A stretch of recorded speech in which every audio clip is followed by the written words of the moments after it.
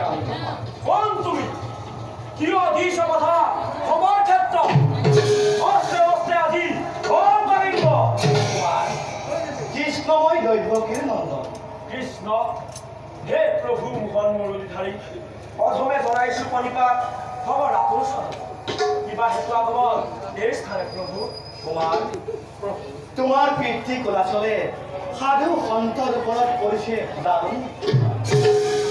তোমাৰ পিতৃ কলাচলক নিধন কৰি সাধু সন্তক উদ্ধাৰ কৰিবৰ কাৰণে আমাৰ হৈছে আগমন।